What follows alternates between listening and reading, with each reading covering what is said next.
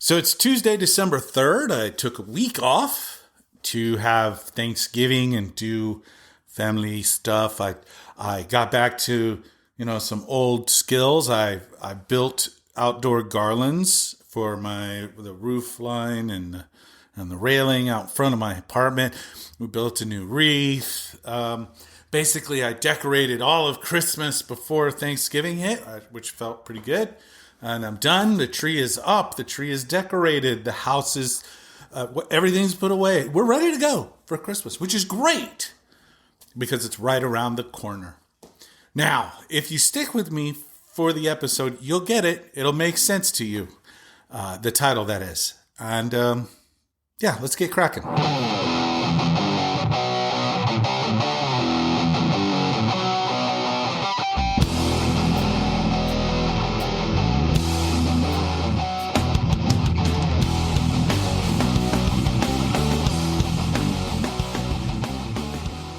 So the Sunday, what is the name for Sunday? There's Thanksgiving, then there's Black Friday, and then there's, Saturday after Thanksgiving, and then is there no name for Sunday? Because then there's, what is Monday, Cyber Monday, and then there's Giving Tuesday. That's today. Anyway, Sunday. Sunday after Thanksgiving, Joe Biden pardoned his son Hunter with a blanket pardon going back to 2014. And man, the world is fucking pissed off about it. And to that I say, okay, all right. Keep that same energy, okay? If you don't like abuse of power, I have bad news for you. I don't see this as an abuse of power, and I think that the Democrats are mad because Joe said over and over again he wouldn't pardon Hunter Biden, which I don't think he would have done if Kamala Harris had won the election.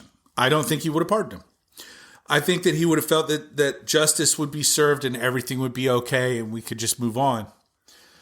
But Donald Trump has ran on retribution, and he's surrounded himself with people who believe in being the instruments of that retribution, including the person who was tapped to just last week, or this weekend, I guess, to become the new head of the FBI, even though Christopher Wray, who Trump appointed 7 years ago, still has 3 years left on his 10-year term.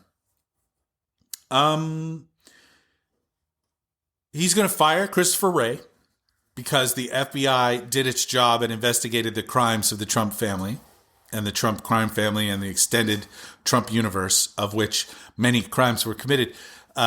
So he's going to fire Christopher Wray, and he's going to replace him with this guy named Kash Patel. Patel has 15 minutes of law enforcement experience.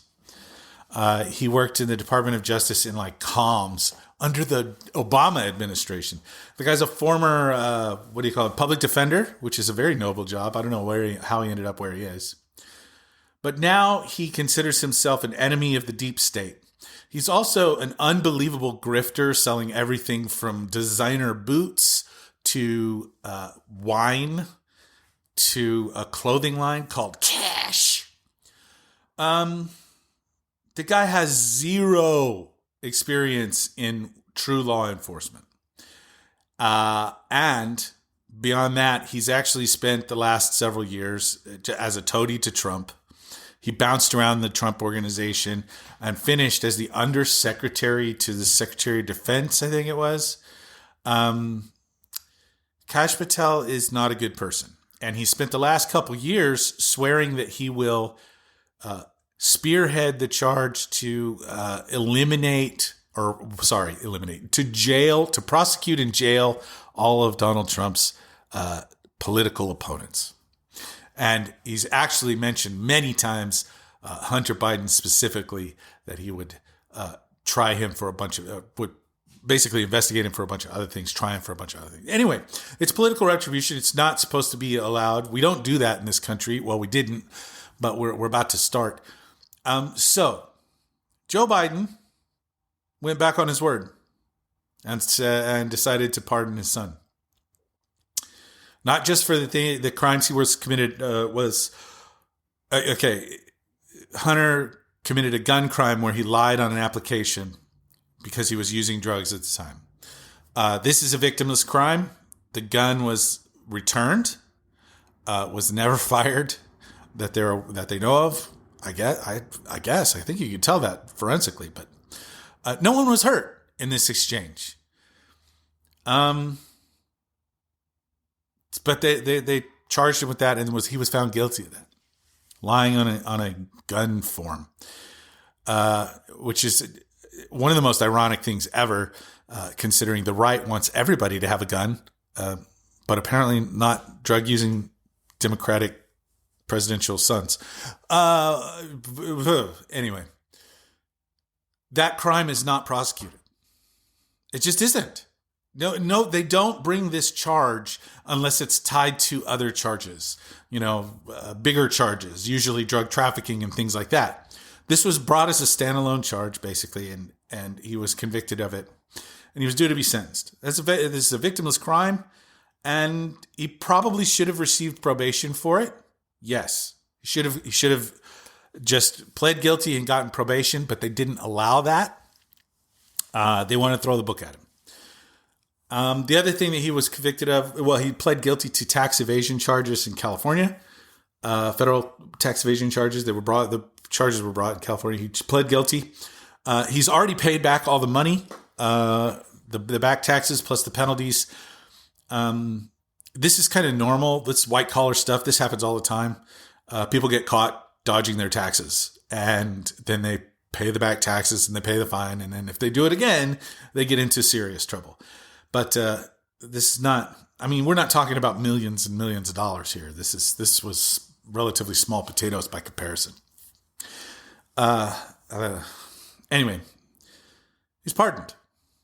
So all that goes away because the Republicans are promising to go after him. So the situation changed. All right, the situation changed. Now, the outrage over this pardon, fine, be outraged. But keep that same energy and turn that energy backwards and take a look at the pardons at the end of the Trump presidency in 2020, because they were fucking insane. And one of the people that he pardoned for fraud, Jared Kushner's dad, Charles, he's now appointing to be the ambassador of France. So not only did he pardon this person of his felony fraud conviction, but now he's going to appoint him as the ambassador to France. So, where's your outrage on that? And the whole reason I wanted to talk about this today, I hate this shit. I fucking hate it. We're going to be talking about Donald Trump for the next 4 years, barring, the deadly cheeseburger that's always waiting around the corner. The man cannot be in good health. It's just not possible. He's already old, too. He will be the oldest president ever if he makes it to the end of this term. I think in year 3, he will pass Joe Biden right now.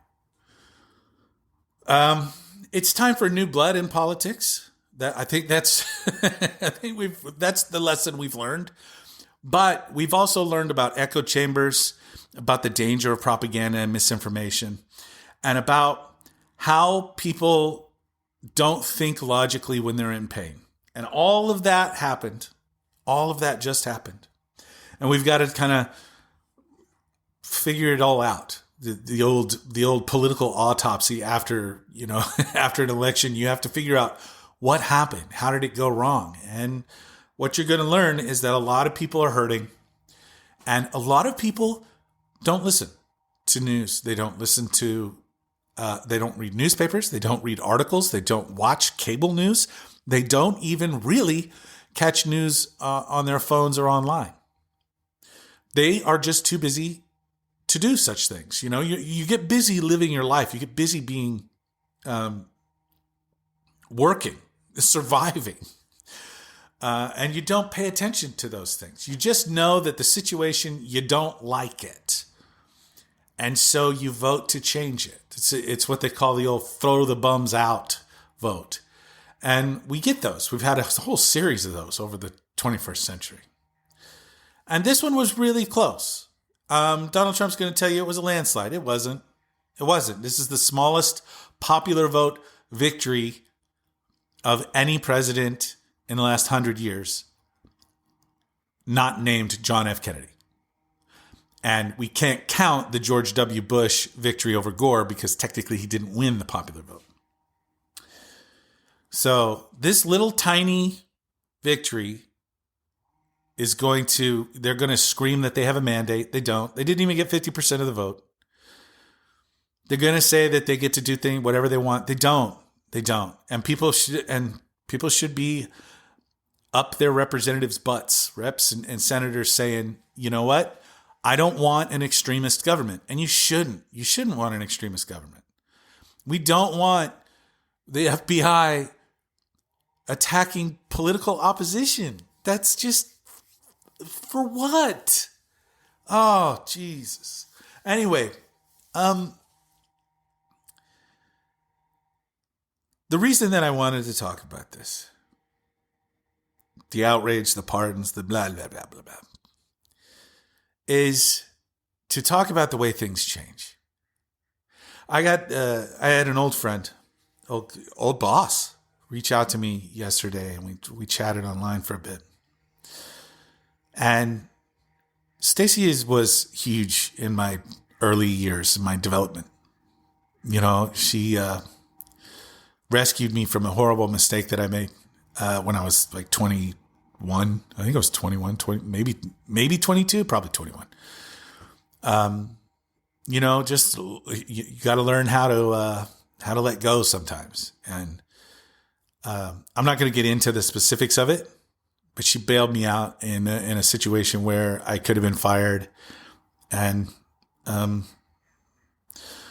what I learned from her was that you never leave a man behind, and you never give up on a fellow soldier in the muck with you.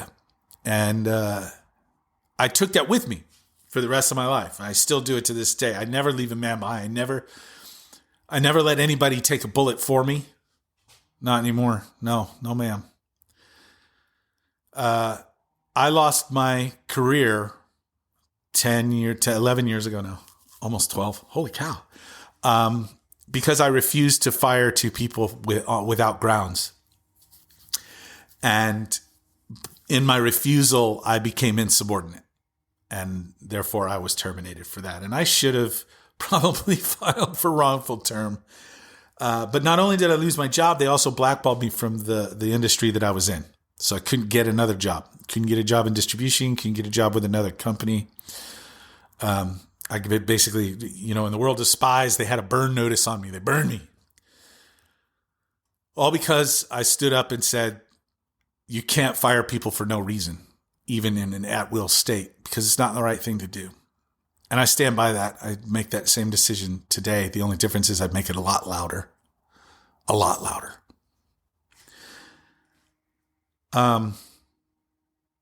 I learned how to be a leader because of Stacy and people like her who made sacrifices to stand up and do the right thing. And sometimes when you stand up and do the right thing, or you say you're about to do the right thing, you learn additional stuff. Situation changes.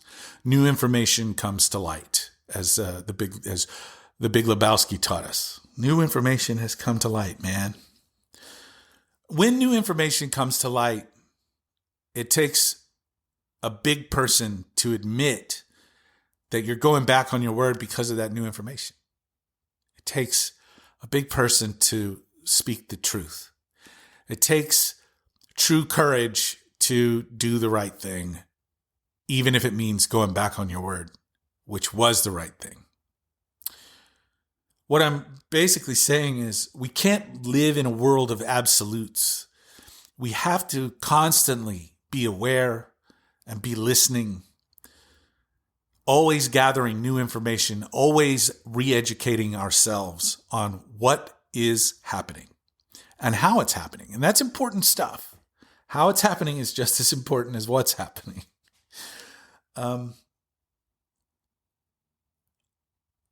I wouldn't change any of the decisions that ended me up standing behind this microphone as a stay-at-home dad right now.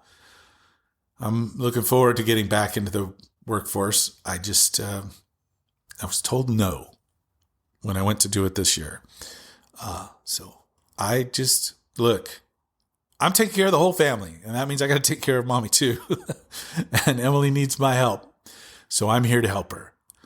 Her career is awesome. She loves it. She works hard. It's terrific. And I am here to support her in that. And I'm also here to, raise kids. So I take my kids, I walk my kids to school every day. I walk over and pick up my kids from school every day. I walk them through their homework every day.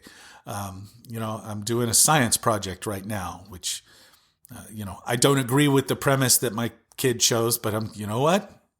This is her decision. I've got to support her in it. So here I am, doing experiments with, soda and candy. She's obsessed with soda and candy. It's okay. She's 11. I think you're allowed to do that. I'm learning. I'm always a project in metamorphosis.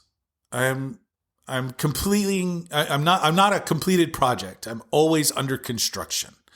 And when we have that growth mindset, that's good for you.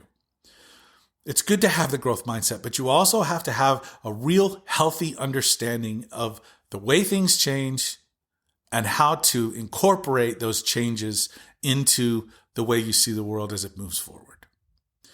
I've learned how important integrity is. I didn't get that back when Stacy pulled my ass out of a bad situation. I get it now. I got it 13 years ago when I said my integrity was more important than the job. Even though I had a pregnant wife at home. Because I just couldn't have lived with myself had I put two people on the streets for no reason.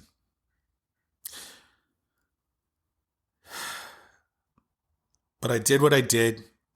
I'm proud of what I did. And I wouldn't change it. And every time I see Stacy, I have to apologize to her because I put her in a terrible spot. But I learned from it. And I did some pretty crazy good things later on down the road because of the lessons that I learned from her. So in that way, her sacrifice and her decision really paid off for down the road. She paid it forward. And I can't say that enough. I can't say enough about that. So to Stacy, thank you for making that decision to be you. Because you're awesome. And it's great talking to you again. And to everybody out there who is outraged over, this horrible abuse of power by Joe Biden, you need to come to grips because some shit's about to go down in 2025 that is going to freak you out. Any parent who has lost two of their three children would do anything for the third one. Do you not get that? Are you not thinking with your empathy? Is that not part of who you're supposed to be? And were these crimes so heinous that this man deserved to go to prison and be in prison when his father probably dies? Are we serious? I can't stress enough how putting things into perspective really helps you to understand the actions of others. What do you get out of it? What's important? For Joe, it's getting to spend the last years of his life, months, years, who knows how long he's got, with his only remaining child. And I get that. I'd have done the exact same thing. And I wouldn't have apologized for it either. Try to put yourself in somebody else's shoes. Try to understand what someone else goes through. It makes you a better person. I swear. And I'm pretty sure I think I learned that in Sunday school. I think that was a Jesus thing. Although I'm almost 50 years old, it's been at least a minute since I've been in Sunday school. And I'm not the churchy type. So once I got the green light to stop being a part of that, I did. Because the thing that I hate more than anything is hypocrisy. And if there's anything that I've seen out of Christians, it's that they judge a lot while saying, judge not lest ye be judged. It's kind of weird. It's definitely weird.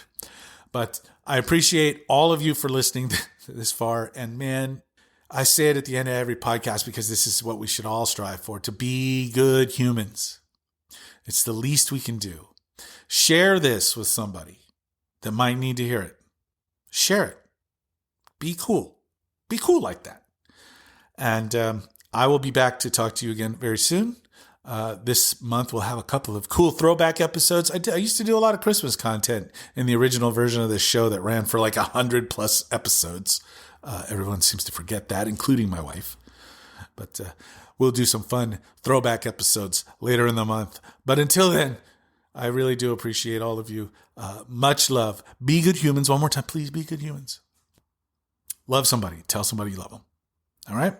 And I will talk to you again very soon. Love to you all.